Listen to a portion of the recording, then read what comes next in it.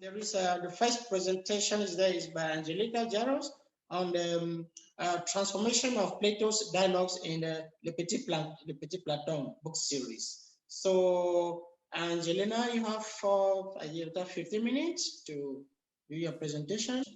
Thank you so much, Angelina. Okay, thank you so much for such warm, nostalgic result together with Plato. Okay, and my presentation. Here we are. From the Republic, we learned that free thought should not be tasted at a young age, even if one is naturally skilled in conversation. However, the posterity didn't follow the thinker's advice, as philosophy has spread not only into the educational curriculum of young people, but also into their otium. The love for wisdom among present-day young readers is reinforced by various activities held by the Parisian publishing house Les Petits Platons. The series includes stories presenting key ideas and bias of famous philosophers, from Thales to Socrates, Hannah Arendt to Paul Ricoeur. Many of those books refer to Antiquity, and therefore I will discuss today are based on Plato's dialogues. The reception is always a metamorphosis, and in the case of Les Petits Platons, it is the communicative situation that has set the essential directions for recoding the sources and creating a new language appropriate for the new context. Since reading starts from the cover, I will first discuss the titles. As for the originals, they are double titles attributed by the tradition, refer to the most important concepts covered in each dialogue. In turn, the titles of the children's book highlight the figure of Socrates, making him almost mythological in terms of Roland Barthes character, around whom the structure of the reader's expectations is built. The subtitles of these children's books link them directly to their sources, and it stands as a metatextual component, for they turn to be the text about the Plato's texts. As expected, in the new discursive field, the primal elements that seem to be redundant are eliminated. First, secondary characters, of course. If there are any, they serve as additional illustrations for Plato's concepts. For example, King Mayence in Socalled President embodies justice, while the loss of Athens from the Creta is personified in L'amour du divin Socrate. Secondly, the omissions may be caused as well by the author's orientation toward the presumed limits of the audience's knowledge. For certain details would demand additional informations, for example, cultural digressions. Thus, for example, the Homorotic theme, which is essential in this symposium, is virtually absent for Socrate Amoureux. Yet this doesn't seem to be a case of discriminatory censorship. Some Homorotic references can still be found in the speeches of Aristophanes and Alcibiades. Likewise, numerous intertextual references to Greek authors disappear from children's stories. For example, references to Homer, to Hesiod, to Chrysippus, Parmenides, Gorgias, and so on and so forth. Many mythological examples meet the same fate. For example, those stories of famous lovers, Alcestis, Patroclus, Orpheus, and others. Such eliminations, however, allow the text to become easier and allow him or them to focus on the presentation of these key concepts. In fact, in order to convey Plato's legacy in a way that is accessible to young readers, the selected works resort to various ways of exteriorization. For example, the idea of the good and the ladder of love is given explicitly in very simple terms. You can see it on the slide. Furthermore, the narrator verbalizes the idea of Plato's dialogue, that love is a search for universal truth. However, the quotations from Plato can be transformed by employing images that make the text clearer to readers. To illustrate, in the Gorgias, Socrates says that the speeches he occasionally makes are not aimed at gratification, but at what is best instead of what is most pleasant. That is why he suggests, on trial, he would be like a doctor tried by a bench of children, on charge brought by a cook. In Socalled President, a cook is replaced, as you can see, by a candy seller. These words are recognizable in one of the French translations of the Gorgias, in which opsopoios, cook, is rendered as a confectioner.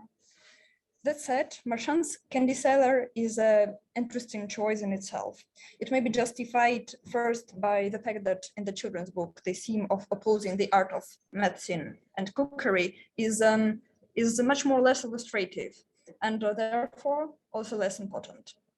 Secondly, such a literary image proves very apt as it makes a parallel with actions of Gorgias, who says nice things to the listeners while hanging around in a supermarket. In other words, metaphorically, he sells them candies. And thirdly, the pleasure of candy is familiar to the young reader and therefore provides the text with a convincing synesthesia. Exteriorizations can also refer to common knowledge and associations. Accordingly, in Socalled President, Gorgias visually resembles Donald Trump. When the rhetorician, together with Socrates, gets to the present-day world, they both change their hitons for suits, mill about in a supermarket, and use their iconophones of the iCave company, and even take part in the presidential campaign. Last but not least, exteriorizations can encroach on the level of metatext. Like in the case of Socalled de l'Ombre, as it's the only story that clearly explains the book's connection with Plato, often mentioned in the subtitles but never included in the plot. Here, Socrates recounts that a few years after his death, his soul was joined by the soul of a friend who told him about the fairest city that could be. Another way to facilitate contact with Plato is to apply certain features of the magic fable to the narrative structure. Yet, in Socalled President and in Socalled Soldaron, the relationships between the main characters are transformed into a continuing struggle between protagonist and antagonist. Within the framework of Vladimir Prop's theory, we may take the plot as a realization of tail function 8 in the beginning and further of functions from 9 to 11. Other ones are also fulfilled in the course of the story. However, it would prove a stretch to try to identify fairy tale functions in other stories. These texts remain quite accurate and faithful to their sources. For instance, the Symposium for Children doesn't have any antagonist at all.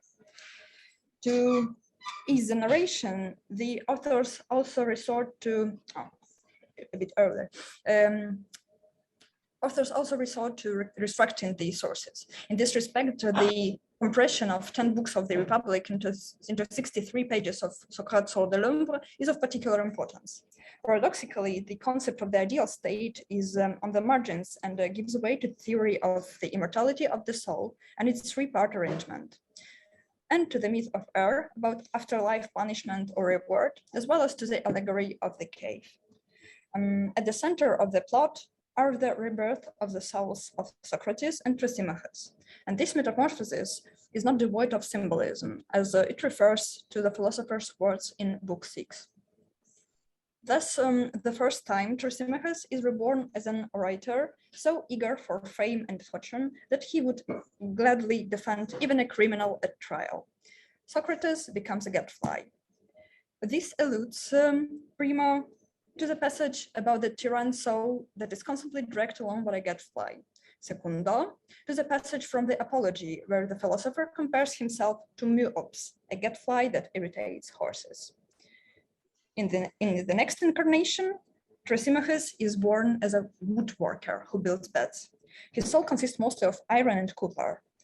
This allows to explain at the same time the concept of three categories of citizens of the ideal state and the theory of ideas. Meanwhile, Socrates is reborn as Homer's dog. The most probable reasons for such a representation can be found primarily in belief that the dog is the true philosopher because it strives to gain knowledge. No less important may also be Socrates' exclamations, neton kuna, by the dog, or Plato's statement in Laws that poets compared philosophers to dogs howling at the moon. In his final incarnation, Thrasymachus chooses the fate of the Tyran. He turns Socrates into a caveman and thus gives the philosopher a chance to step out of the cave's shadow, a blatant reference to Plato's most renowned allegory. No less interesting is the narrative in L'amour du divin Socrate, which is based on the Apology, the Crita, and the Phaedo.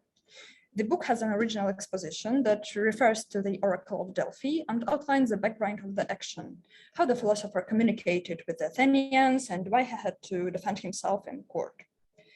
The addressing to younger audience demands a number of textual changes. Accordingly, the apology, originally a court speech, loses its monologic form and is turned into a dialogue between the accused and the accusing, meletus, which is supplemented with a few interventions by the narrator. Besides, Plato's text has been deprived of its distinctive compositional and logical structure and also of its rhetorical characteristics. The children's text acquires narrativity and can thus, to use Genette's conceptual basis, be defined by the presence of an extra and heterodeidetic narrator, as well as by its zero focalization. In the same book, there is another element undergoing genre metamorphosis. Socrates' words are always written in italics in the middle of the page, as you can see. And the text itself is rhythmical and close to poetry. The best example of this is the paean to Apollo, which has been revealed to Socrates by the Muses. According to Diogenes Laertius, the paean began with praising Apollo and his sister Artemis. Yet, in this book, the poem is a paraphrase of another fragment from the Phaedo. And yet, there is a little limit to the author's imagination in Socalled President. Only the most important statements of Socrates and Gorgias survive from Plato's dialogue. Although the narrative is set up in such a way that both characters become involved in a contemporary presidential election campaign, they subject the idea and the key concept of justice repeat their ancient source in the children's book, as for example, the slogans do. You can see the slogans on the slide. Thus, the book provides us with clearest example of the fact that the same context can be captured in such different forms, and that a secondary text equally relates to the source and generates new independent meanings, since force the young viewer to also pay attention to truth, rhetoric, politics, etc. in the world in which they live. The narrative of Socrate Amoureux also makes some significant changes regarding the original. Although the speeches of the Sympotai are quite close to the source, the author abandons the prologue, the framework construction, Apollodorus' perspective, and the composition. The latter is particularly important since in the Greek text, the arrangement of the speeches draws a parallel to the concept of the ladder of love. Each successive speech is a rung on the ladder, which starts from attraction to flesh, to body, and leads to love of the good. This symbolism is disrupted in the book, where Agathon delivers the praise of Eros at the third, not at the fifth.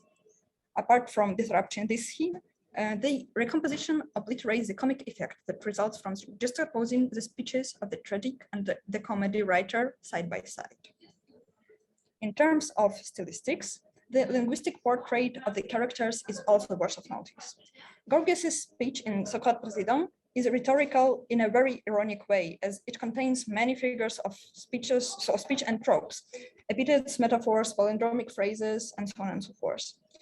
Thrasymachus in Socrates de l'Ombre also demonstrates his orator's skills, as is evidenced by Socrates' mouthing off to him and a missive tone even towards threatening judges in the hereafter. As for the secondary characters, Meletos, for example, stands out for his expressiveness and oratorical talent. However, for example, the speech of Agathon is not distinguished from the others by greater rhetoric, although the particularity of its form in the symposium is noted by many critics. By contrast, Socrates' language in the book of the series is fairly homogeneous, retaining Socratic irony, exclamation like par Zeus, par le chien, by Zeus, by the dog, and is based on one hand on Platonic dialectics, understood as the art of questions and answers, and on the other on maietics that help opinions to be born and then distinguish true knowledge from falsehood. Rather than adapting the ancient originals, les Petits Platons books paraphrase them both from the point of view of ancient rhetoric as an exercise in reformulation and from the point of view of the exegetical tradition. In relation to their hypotexts, they constitute a hermeneutical commented reading. Despite of the difference in the signification, the ancient and modern texts turn out to be conceptually identical in terms of their signification. Thus, they not only familiarize the reader with the basics of Platonism, but also make him interact with a system of codes which facilitate further interaction either with Plato, with philosophy in general, or also with a wide range of other texts of culture. To conclude, in Phaedo, Plato defines anamnesis as knowledge. In the Phaedrus, he describes it as an initiation and as an approach to spiritual perfection. While reading the books of the series Petits Platons, we would recall not only Plato's originals, but also draw from our personal experiences. In either case, decoding the text turns into the anamnesis. If so, the process of reading itself proves a fully Platonic spiritual exercise.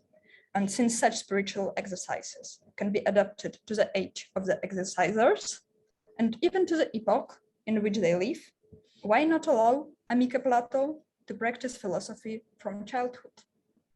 Thank you for your attention, and I look forward to your questions.